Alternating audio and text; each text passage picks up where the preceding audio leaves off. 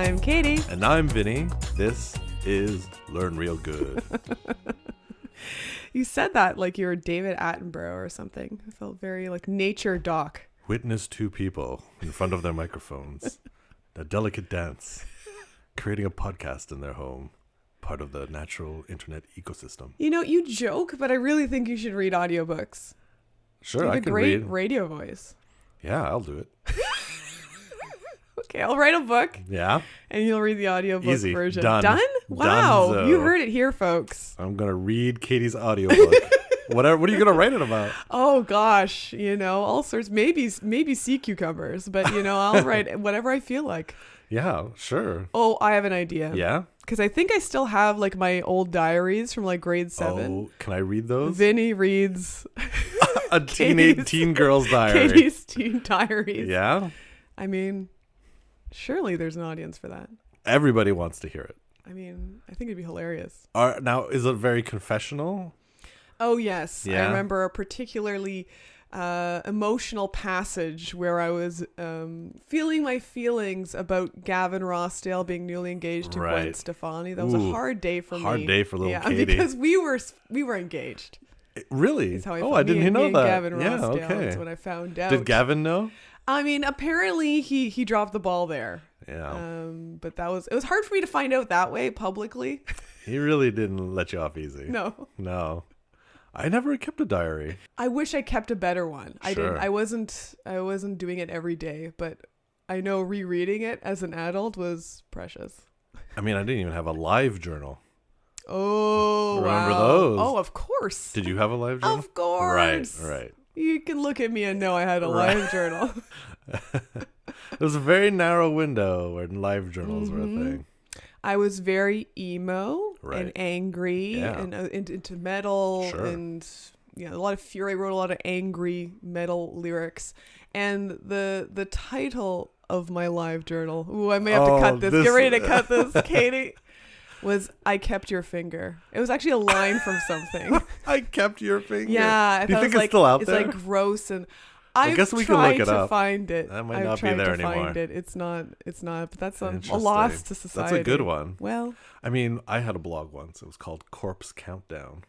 Ooh, why were we both so gross? Just being dumb young people. What does that mean? What is Corpse Countdown? Do you remember? Well, it was just like everybody's a countdown to becoming a corpse. Oh wow! So you were. This is news to me. Yeah. I didn't know you had this side, this period. Sure. Yeah, dark Vinny. Everybody goes through it when you're young. You don't seem like you had an angsty time. Do I not seem like I had a teenage years? Kind of, no. I was born fully formed.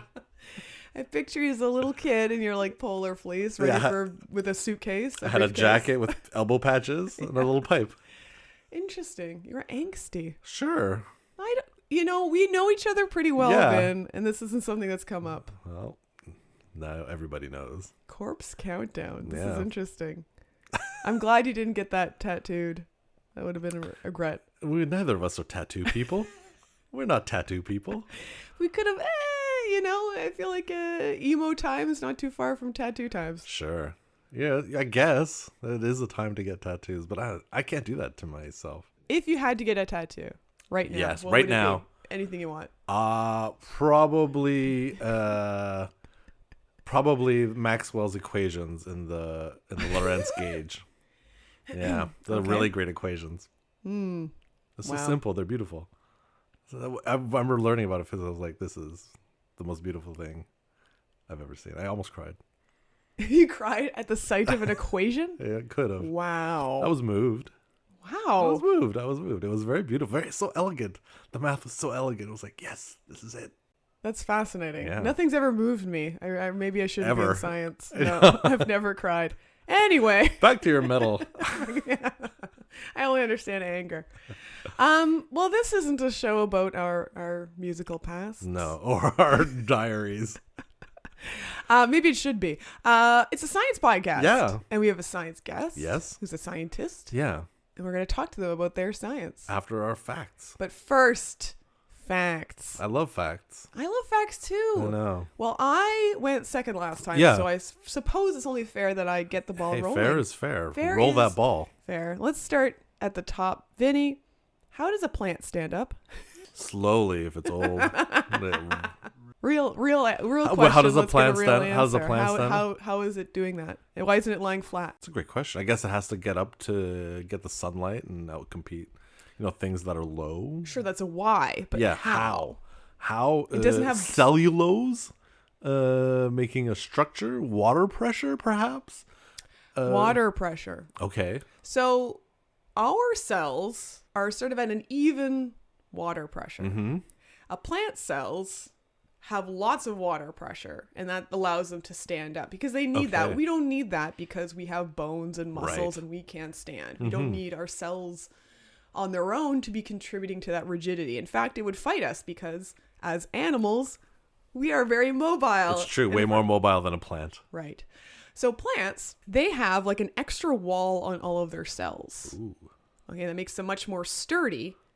And it means that if they take on water, they can take on like extra water so that their cell membrane is like pushing on that wall, making it really stiff. Oh, like at those parties that have like those big balls that people go in and you can push and bump into each other? Yeah, or like an inflatable, one of those inflatable Halloween costumes. Oh, yeah, right? If you're sure. blowing it up, it stands up. Right? Yeah. You're blowing up a balloon, right? Except with water, not air. Right. Okay, so the way that works is through osmosis. Mm-hmm. Yes, so if the plant cell has higher solute contents, the water is going to keep rushing in and that allows it to sort of blow up. Okay, so new discovery. Ooh, a new discovery. Interesting application of this. Scientists have developed a new material based on silicone that will behave sort of like a plant cell, so that if you put it in an environment that has like lower solute water, the water rushes in and it makes this overall structure with the silicone membrane stand up. So it's sort of designed based on how plant cells operate. Now, I don't know how you would guess this, but I like making you guess. I love guessing games. What do you think the application is for this new material? So it's silicone based. It increases rigidity and like structures. Maybe something medical, something to improve someone's body in some way, replace a system that needs to be replaced in the human body. Close. Squishy robots. Squishy robots. Right. So if you have this material and you can sort of have it overinflate on one side versus the other side, you can allow it to bend without any energy being required. It's simply osmosis providing osmosis based. Whoa. All you need is a moisture source and this material and it'll be able to do that. Okay. And so the presumed application of this is making squishy robots, soft robots. Whoa. And I guess I imagine if you can change it somehow, you can get some kind of motion to it. So you could see a world where changing the solution levels, and if you could control it to that level, you can get things to contract and to bend. And you can make like a wormy type robot. Yeah, I picture like a slinky. I bet you could get like a slinky type motion where like this part this part bends, this part's stiff. You're making gestures. No one can see you. Well, you saw what I showed saw everyone it. in the audience, yes? Yeah. You know what a slinky is. I do know what a slinky is. If you haven't seen a slinky, you're it's missing very out. satisfying. They're pretty great. Yeah, Google that. Yeah. All right. Well, that's my fact, Ben. Well, it's funny you say that about robots because my fact is also about robots. Oh, boy. Robots fill so many jobs now, right? People are getting replaced by robots, AI, just humans. We don't have much left to contribute to society. Let's agree to that. The robots are coming, if they're not already here. Corpse countdown, man. Corpse countdown, bro. Robots, I was reading recently that robots are now being built to do firefighting. Whoa. Firefighting, which is a job I didn't, you don't really think about. But as soon as you think about the danger of being a firefighter, you're like, yeah, robots would be great at that. Because there's so many advantages of like being able to go where humans can't go because it's too hot, being able to go where the smoke is too toxic, and so robots don't need to breathe. More precise sensors, detectors, remote controls, autonomous robots, and so there are companies out there that are building robots to fight fires. Whoa! And it is one of the most dangerous jobs out there. Like so many people do get hurt or injured or killed being a firefighter. Do you have actual statistics to back up that assertion, sir? It's rather dangerous. I don't know the rates at which people, but it's something like 8,000 injuries a year in the United States alone. Whoa. And so robots can help bring that number down. And so it's fascinating. And I was just reading this whole article about how robots are being built to do this job. And then they went on to say, like, they're looking to do work on a forest fire fighting robots. Whoa. And having a swarm of drones to like get water and like drop it in a coordinated manner in a way that airplanes or people on the ground can't do. Wow. And as there is a huge shortage of people who can do this, and to complement them, these drones could be the missing key to help fight forest fires. And as climate change worsens, these fires are going to become more frequent and larger in scale. And so we need to do something about it. And, you know, as much as, you know, tech is always like pitching ideas of, you know, let's invent transportation. It's like, yeah, you just invented the bus again. Robots can be a real asset and a really important tool in fighting fires. Well, if you can get the drones, I mean, we could just pull a Superman 3. And shave a penny off of rounded up pennies from paychecks? No. Okay.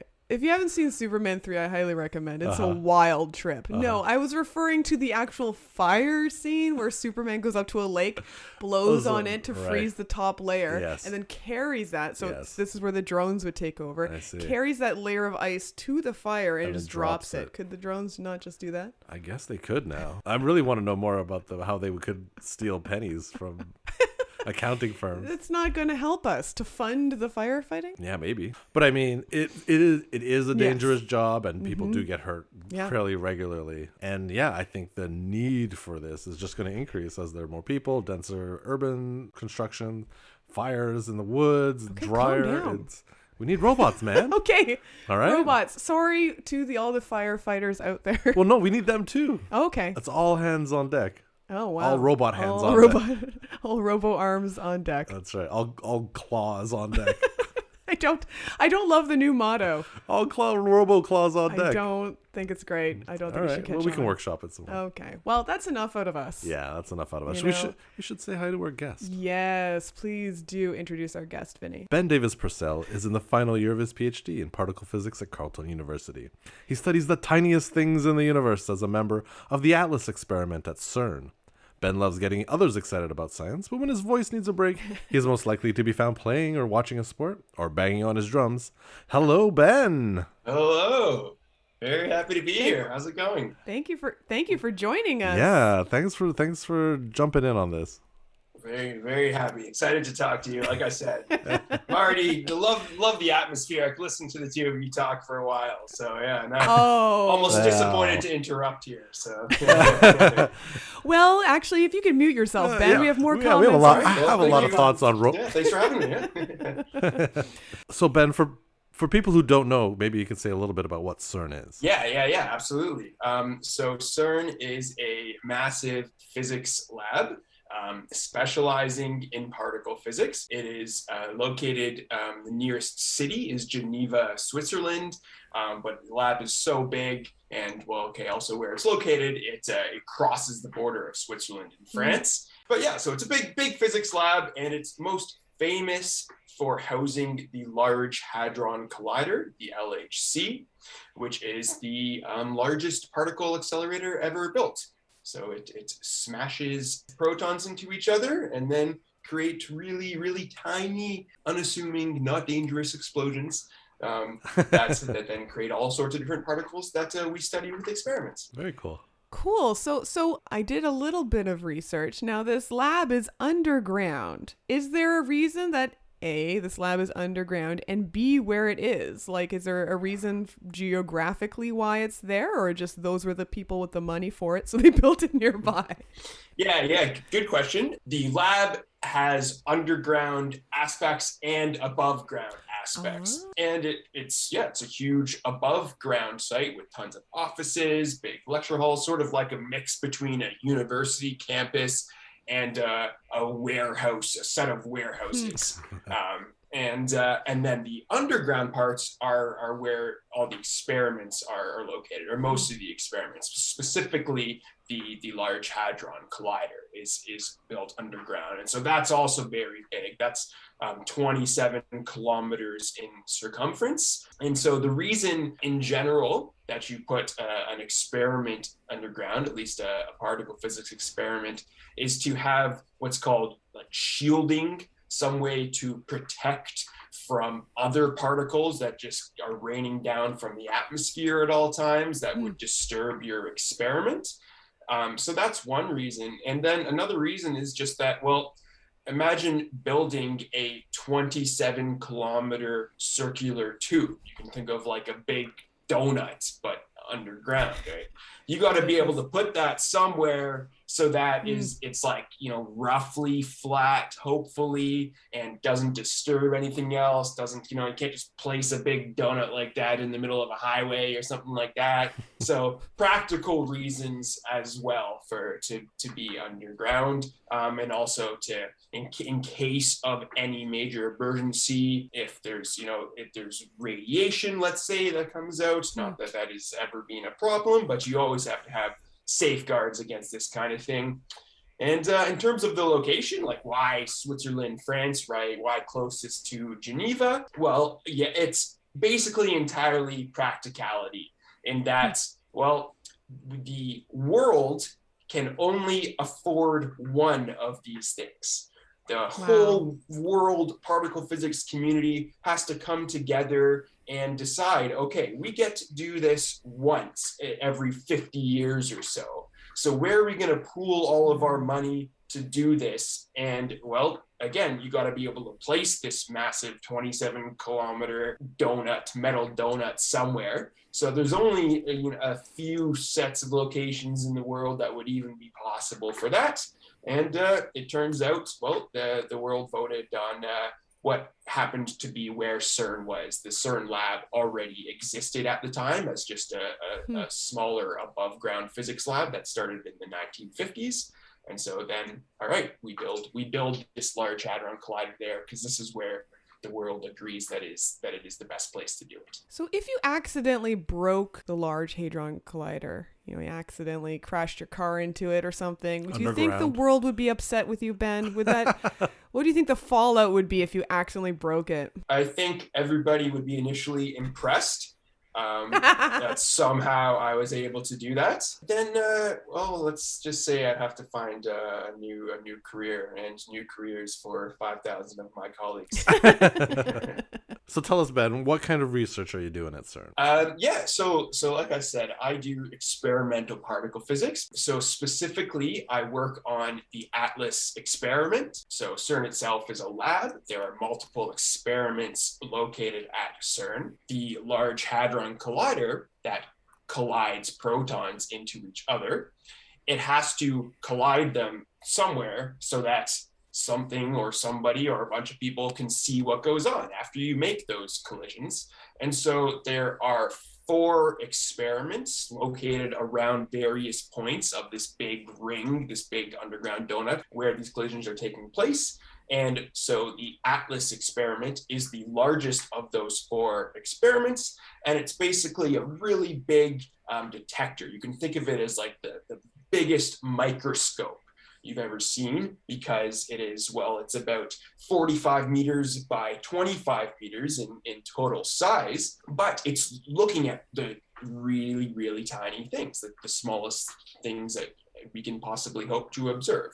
So that's why it's like a microscope. And so I work on that experiment along with 5,000 other people around the world. And so we are observing the particles that are created from these proton-proton collisions. So how does 2 protons smashing into each other make stuff? What are we making? Like things smaller than protons? Absolutely, exactly. I like to talk about studying particles and then getting more specific and saying fundamental particles. A fundamental particle is something that cannot be broken down into any smaller constituents. And so those are really like the building blocks of the universe. So that's sort of like the first step, what we're really aiming to find, all the fundamental particles of the universe. A fundamental particle, I like to use the example of saying, okay, if you were to go to your dresser to pick out some clothes and open the top drawer, is there anything in there? Well, okay, if you do that for my dresser, I'd find all of my socks. All right, so my dresser contains a bunch of socks. It is not a fundamental particle because there are socks inside. All right, so obviously we got to zoom in much smaller, but a proton is not a fundamental particle. It is composed of smaller constituents called quarks and other particles called gluons and lots of other stuff going on in there. So one way to think about it is that when we collide protons, you're breaking them apart so that their inner fundamental constituents can be observed. So it's kind of like throwing two dressers together to see where the socks are. Yeah, exactly. Pretty much the same thing. Yeah. So you're not making gluons. You're just freeing them from their proton shells. Is that it? Yes and no, because we also do make every particle that is possible to exist. One way of thinking about it is breaking apart these protons to get to the most fundamental level. But also, this is where Einstein's probably most famous equation, E equals mc squared, comes in. So just to break that down, at its simplest level, that just says energy is the exact same thing as mass multiplied by some constant factor, c squared. If you have enough energy, you can get the equivalent amount of mass out. The reason that only one of these colliders was built is because it takes a lot of, size, first of all, and a lot of money to create enough energy to be able to make all of the different particles of various masses that you want to see. So really, if you have a whole bunch of energy concentrated in a small space, you can create any particle with any mass. It is almost like things with mass, particles are popping out of nowhere, and then eventually either we'll detect them or they'll annihilate back into energy. But it's not like we're creating energy out of nothing. That's impossible. Right. Energy in, energy out, or energy in, mass out. It's equivalent. Right. Yeah. That sounds crazy. It is kind of crazy that if you just, it's almost like turning on your oven and waiting for it to get hot enough for food to appear. Yeah, absolutely. I'll tell CERN that should be next on our list for inventing. Yeah. How much energy would it take to make like a proton? Is there a joule to proton conversion or some unit of energy? Yeah. Does that make sense? Yeah. Well, so you can, if you know the mass of the proton, which we do, so it is something like 10 to the negative 27 kilograms, very, very, very small. So yeah, all you need to do is, we know the value of the mass of the proton. So E equals mc squared. You have mass equals E divided by c squared. Bingo, you know the exact amount of energy you need to put in order to create a proton. It's not a lot. It's not a lot of energy? In one proton? It's not very much. Well, then how come I can't just turn my microwave on and make a proton? Wait, maybe I am. Maybe you are. Maybe I am. Is that the thing? Like this might why be don't happening? You turn on the microwave, and when it lights up, see if you can see any protons. I bet you will. Yeah. Okay. Yeah, I mean, so it's a great point. I mean, yeah, you probably do, but just in a really, really, really tiny amount of space. And also, like, it's happening in such a small area, right? If you're making a proton based on the size of a proton, and then it gets converted back to energy, let's say, then you'll never see it. So, like, in terms of the energy that is actually created in a proton-proton collision at the Large Hadron Collider, you're not gonna be able to see it, but if I clap my hands, that is way more energy than what is involved in the collisions at the Large Hadron Collider. Mm-hmm. The key is the density. So it's energy density.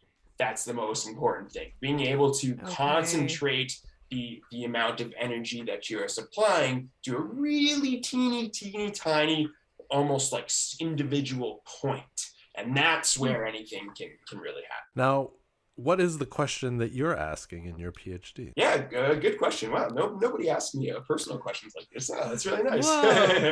To be able to get down from CERN to Atlas to then what individual people are doing, right? There are a lot of steps to break it down there. We deal with so much data. The Large Hadron Collider creates more data than anywhere else in the world, like millions of terabytes per hour. I mean, you can't save all of that data. And so you need many different people to analyze different subsets of the data. So there's tons and tons of small teams looking at, okay, this group of particles and this other group of particles and this other group of particles. And so there are a bunch of different groups of particles you can look at. So I'll give you like a really quick rundown to get to then my area. So I like to break it down into, all right, we can do things where we are looking for brand new particles that they maybe have been theoretically predicted, but they might not exist at all. And then you can do the type of physics where we know that something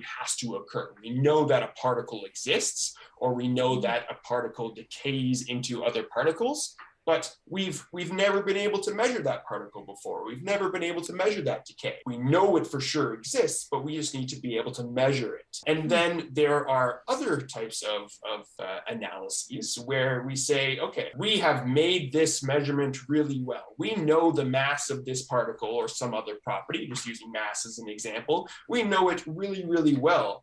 But we want to know it really, really, really well. And so let's just measure it again in order to reduce the error bars, reduce the uncertainty, increase the precision that we have made that measurement with. Because when you are trying to learn more about physics at the most fundamental level, often you can learn new things by comparing theoretical predictions to experimental results on things that we know really, really well, but even still have maybe error bars that don't necessarily agree, down to like thousandth or smaller of a percentile. But still, you want agreement basically endlessly, right? You want your theoretical prediction and your experimental measurement to exactly agree.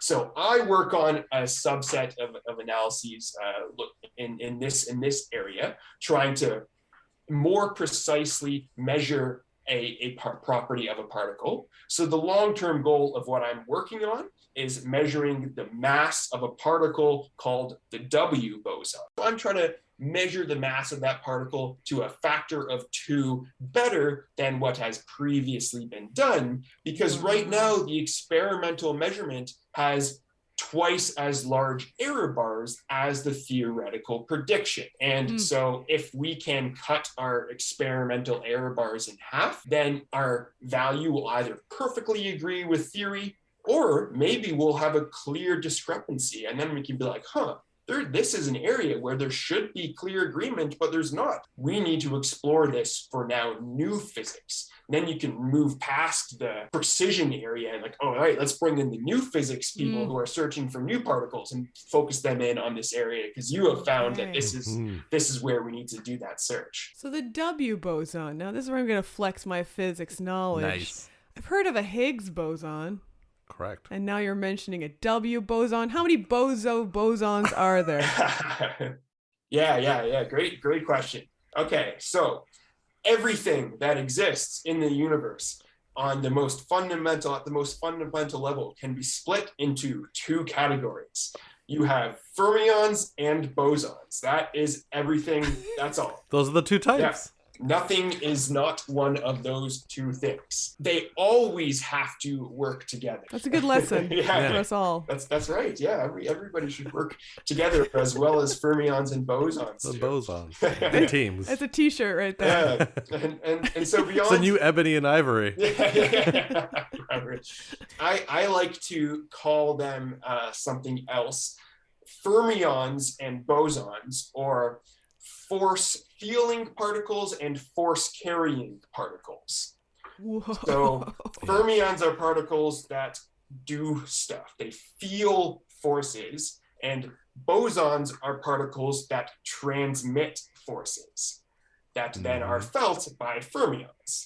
And so that's it. You either have something that sends a force or something that feels that force and then moves because it felt that force. And so an example is the most common force that we deal with is electromagnetism. And so this basically covers everything that we see on a day-to-day basis that isn't gravity, right? The way we're talking right now, the way that we look at anything, that's all the electromagnetic force. And so the most common particle that is a fermion in the electromagnetic force, the force-feeling particle, is the electron. The boson of the electromagnetic force, the force-transmitting particle, is the photon. So everything basically that happens on a day-to-day basis, if you want to just get really zoomed out and simple about it, is just photons bumping into electrons, and then those electrons do stuff, and then that is why we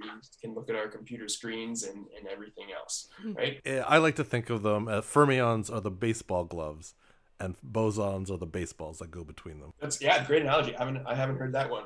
I really like that. This is news to me.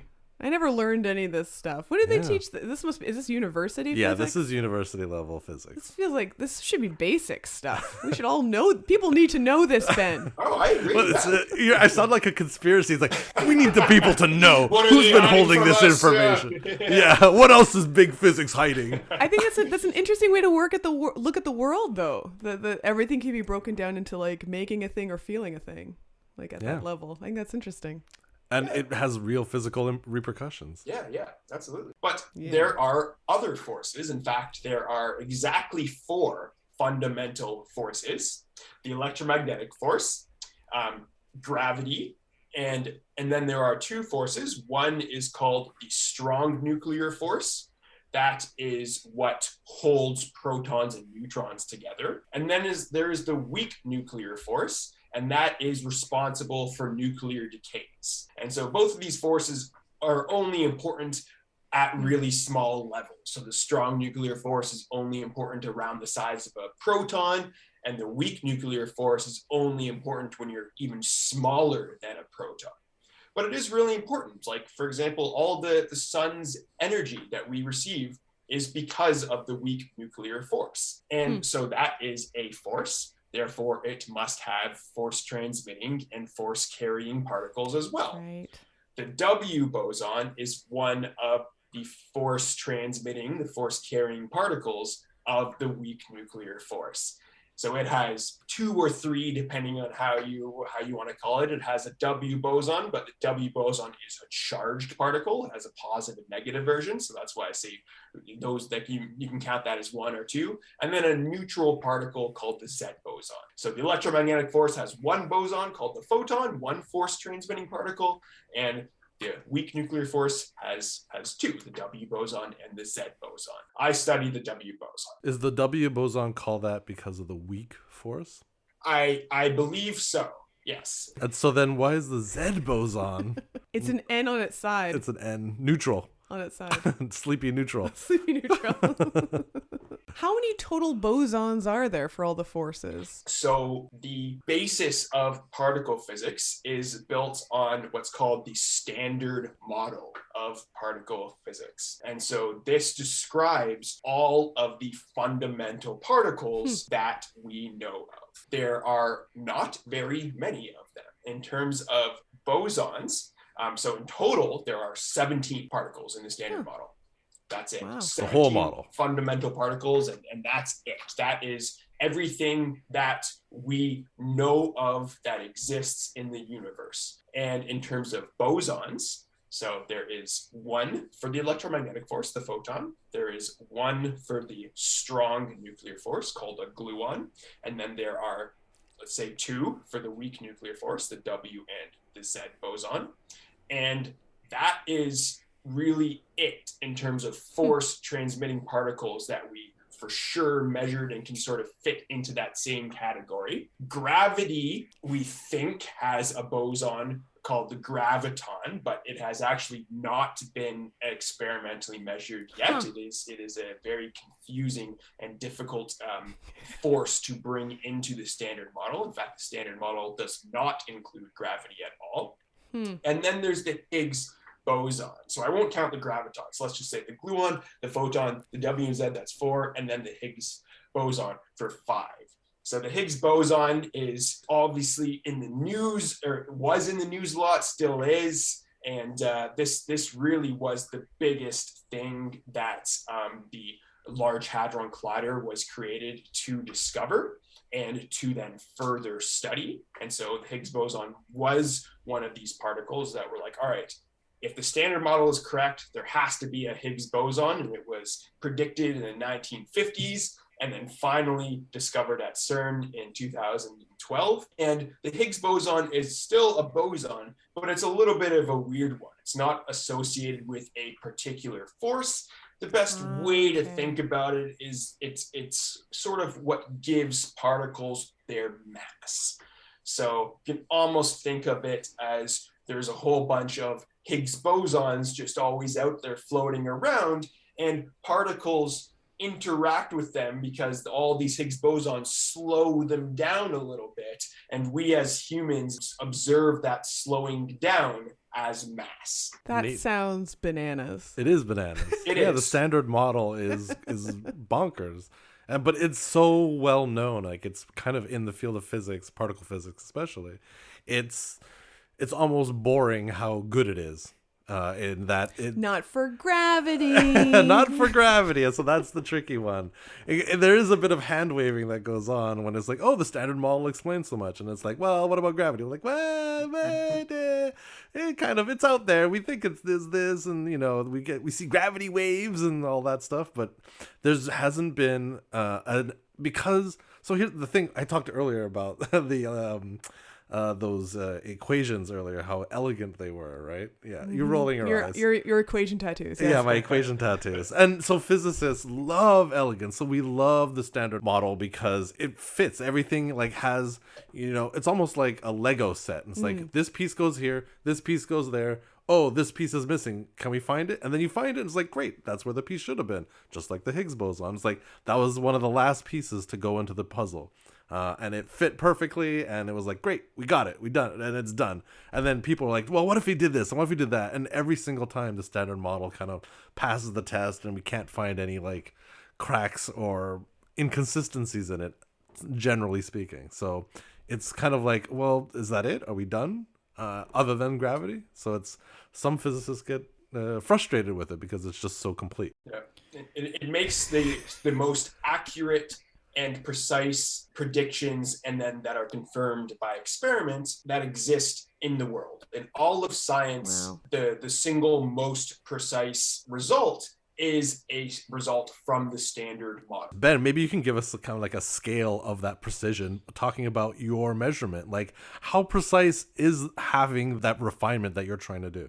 Yeah, great question. So to compare, it's actually funny. I'm auditing a final class for my PhD right now, my second or third quantum field theory course, and we just derived this result now today, in fact, on the this most precise prediction and measurement that has been done. And so that is something called the anomalous moment of the electron, but that is accurate to about something like 12 decimal places. And then there's some 13th and 14th decimal place that is the uncertainty on that.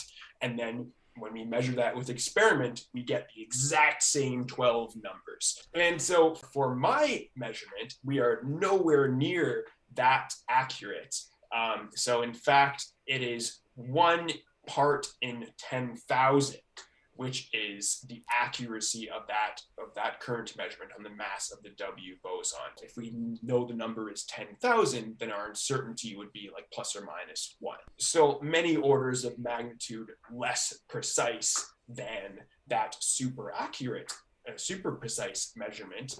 But even still, I mean, if you told somebody who does like astrophysics, like you used to research, Vinny, that you could get a measurement of, I don't know, the mass of a galaxy accurate down to 5 decimal places, or where your uncertainty is 5 orders of magnitude better than your nominal value, then like, wow, this is going to break the field. This is the best measurement ever made, right? So yeah, significant figures are hard to come by. So Ben, as a biologist, I have a hard time like picturing what is your day like. So you sitting there, you get up, you have your coffee, and then you get your data email from CERN. That's right. And there's just like 10,000 pages of mass estimates for the W boson. Like what do you do now?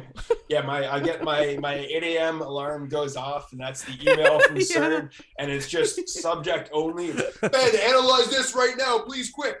And so then I quickly run to my computer, and I'm like, oh my God, and there's just numbers in different colors flowing through my screen. I picture 2 columns. Like one is like sample, number 1, 2, all the way to like a billion. And the second column is like the mass. And you're like trying to estimate. Yeah, the and mass. then what? Yeah, just zoom in on the computer. Like, are these 12 numbers the same? Enhance. Yeah. So not that? I wish, but yeah, no. So on a normal day, let's say pre-COVID, because now I'm still confined to not working with people as much as I used to, unfortunately, but we'll hopefully get back to that soon. Still, a normal day is on my computer almost all the time. The thing about working at CERN is that you are on your computer in an office with other people, and every hour or so you get up and you chat with people behind you who you're working with. You're like, oh, this is really interesting. Let's go to a different room where there's a chalkboard and write about stuff. Oh, this conversation is going somewhere. All right, let's go chat about it over a coffee.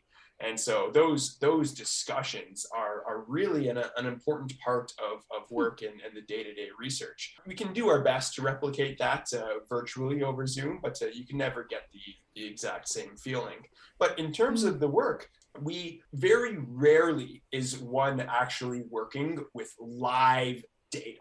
So like there are particles colliding at the Large Hadron Collider, and then they create some other particle, the protons collide, creates a bunch of particles, and then we see them in our detector, and then right away that gets shot to our computers like, oh man, what are we seeing? Let's figure this out.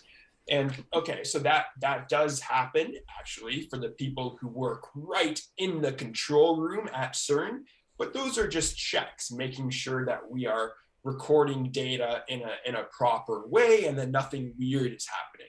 But then what really happens is that data, or at least all the data that we've cut down so that we call it good data, there's actually interesting stuff there, that gets saved to disk and stored in computing centers all around the world. And so then we have access to that data for, well, as long as it's saved. So in fact, now all of my work is based on data that was taken between 2015 and 2018. And that's quite common. It takes years to analyze all of the data. Wow. And so I have all these data files that I have access to. And so we look at certain subsets of that data, and then every different analysis wants to look at slightly different subsets. So maybe some different analysis will be like, all right, I only care about looking at events. An event is just when protons collide and then we see all the stuff that happens after. A single one of those we call an event. So you get a whole bunch of those, tons of events in your data analysis. But I want to look at ones or events where we only have particles that were created with a mass greater than 10, let's say, in whatever units you want. Okay, so now I've eliminated a whole bunch of data because I don't want any particles with smaller mass. So we are consistently making our data set smaller and smaller, or eliminating things that we know aren't important for the reactions or the particles that we're trying to study. And then once we've zoomed in, okay, so now you look at whatever you're trying to measure. Maybe you want to look at total number of collisions as a function of mass. And then you'll see, okay, well, what is the mass? And so then you get your results. And then the next 5 years are making sure that you can be sure that this is a good result. Basically, measuring all of the uncertainties, all of the potential errors that have been done with your experiment. Error as in, okay, how do we know this specific electron that we're measuring didn't pass through a part of the detector that's just a metal chunk instead of a part that's supposed to see particles, for example. So there are many, many, many different potential uncertainties that you have to analyze. And that's really what takes the longest amount of time. Yeah, so my day is making a whole bunch of plots and then presenting them to my analysis team. And then we chat like, okay, can we really trust this? What are we doing that we can make these error bars a little bit smaller? And then we iterate a few times, and then we present to a larger group. Let's say if I work on the W boson team, then maybe after, once we're comfortable with our result, we share our work with the electroweak force team. And then we zoom out again and share our result with the standard model team. And then eventually you work your way all the way up until the whole Atlas collaboration is happy with the result. And then we can start working on publishing a paper. Wow. That's a lot of hands. Yeah. How did you get into particle physics, Ben? How did that happen? Yeah, great question.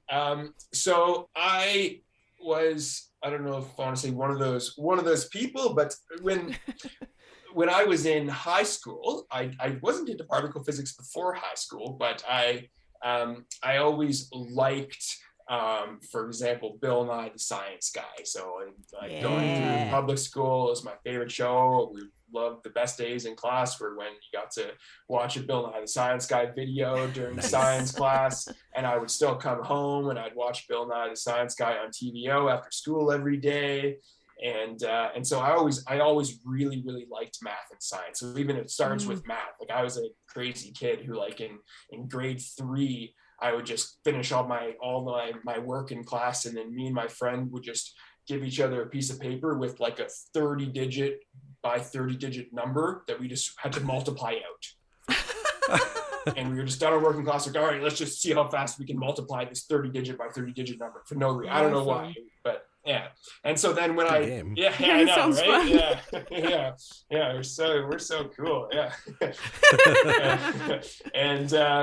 And so in high school, when I worked a student job after school, and on my break, I eventually started picking up books. And so the first book I got was called The Complete Idiot's Guide to String Theory. And so I read this on my breaks at my job in high school, and then started reading more books like this. And then that carried on into university. I went into physics, where you specialize going into your second university, actually. First year is still a little bit more general science. And I was just really, you have to attribute some of your, getting started in your interests to the people who inspire you along the way and give you aspirations, something to aim for. And so there was an awesome physics outreach coordinator and guidance counselor at the university where I went to. Her name is Carolyn Burgess. Gotta give her a shout out because she was really the first one. Carolyn Burgess. Yeah, who pushed me to, it's possible to get jobs as an undergrad doing research in whatever science fields you want. Like, wow, okay, I had no idea. I'll just start searching physics jobs that I can get. And so I was in my summer after first year, I started doing these searches to be prepared to apply for jobs in like January. And I was super, super lucky to get a particle physics research position in my summer after second year. And so I really liked particle physics because really that just tends to be most of the popular science books that you get are about, space or particle physics. So maybe if I picked up a different popular physics or set of physics books initially, I'd be more interested in other stuff. But, it's whatever happens to come your way. And so then I was really lucky to get a particle physics research position working for Triumph, which is a research lab in Vancouver in Canada. It's Canada's largest lab for nuclear and particle physics. And so then from there, really, once you're really lucky and get a first one of these positions, you can sort of start stringing them together. And so then I kept on I did a co-op program during my undergraduate degree. And so I got multiple different particle physics research positions. And so then just grew my love in that way, being able to work on different experiments around North America. And then my dream was always to go to CERN. So by the time I got to PhD, I knew to seek out research positions, PhDs that would bring me to CERN somehow. And then what's next? You're finishing your PhD. What's next for Ben? Oh, good question. This is really now I need to start thinking. Now we're getting into it. Yeah. Well, so I really like science, and I really like physics, and I really like particle physics, and there are many different ways you can go with that.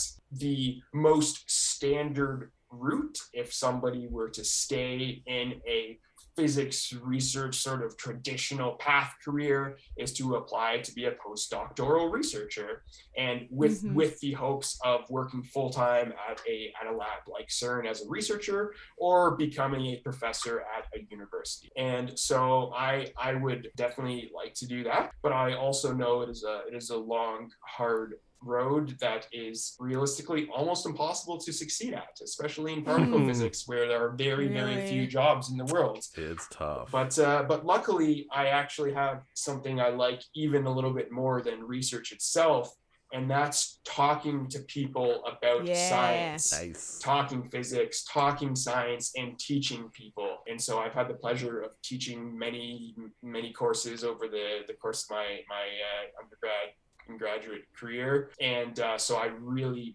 love teaching. I really love doing outreach and science communication, so I would love to be like the outreach coordinator for a lab like CERN, or a teaching professor. Even don't even need to do research, just be able to teach people at university, and try and be the person who inspires others, inspires better researchers than me to go on and do the research. Or the new Bill Nye. Well, that would be a dream come true. Reboot. Yeah. Ben Nye. Yeah, I would change my last name for it for sure. Yeah. Maybe he'll adopt you. Yeah. Well, Ben, you managed to explain some very confusing things to someone who understands basically nothing about physics, and feel like they learned something today. So that's a huge accomplishment. Thank you so much, Ben. Thanks so much for joining us. I'm a huge CERN fan. I love all the little tiny particles that hang out in there. You have a CERN tattoo as well. Yeah. It is, but it's only a section of 27-kilometer circle. Right. So it just looks like a straight line. Yeah. Well, good luck, Ben. We have no doubts you'll be a very successful and helpful particle physicist teacher. Yeah. Thanks so much for joining us. Thank you so much for having me. This was a lot of fun. Wow, that was cool. Very cool. I love talking particle physics. So you knew all this? I mean, yeah. This is what I studied. I had to study the basics of particle physics to do astroparticle physics. Right. Yeah. It's just the standard model feels like it's like basic knowledge that we should get at like high school. Well, I mean, just the names of things. You know what? The fact that it exists should be part of at least a later high school physics program. Yeah. Yeah, because it is like what are the fundamental forces? I kind of get disappointed with some high school physics because it's like all really classical mechanicsy and do you need this information to design a roller coaster? Yes, but do you have any insight into what physics is and can do? Not always. It's such a wide and broad field. Yeah, I remember getting like a little bit of astronomy, a little bit of a little bit of like mechanics, maybe a touch of like the hint of like what is going on with particle physics. But no, it's such a wide and personally engaging field that I think young people don't really get exposed to what is possible in physics. We learned a lot today. Yeah. Particles. Yeah. Bosons. The squishy robots. Our live journals. Yeah. Emo phases. Tattoos. Yeah. Yeah. Good times. Always. Learning is a good time. Yeah. Well, for our listeners, Vinny, where can they find us on social media? If you're interested in following us on social media, you can just go to LRG Pod. That's LRG Pod on Facebook, Twitter, and Instagram to stay up to date with the latest news. And if you're interested in being a guest, just like Ben was, why don't you send us an email at learnrealgoodpodcast@gmail.com. We're always looking for Canadian grad students in STEM fields. Or grad students in Canada. Yes.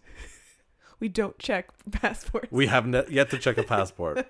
Everyone's welcome. Everyone's welcome. All right. Well, thank you for listening. Thank you, Katie. Thank you, Vinny. And thank you, Ben. Have a good week, folks. Good night, everybody. Bye-bye. Just so you said good night. I did say good night.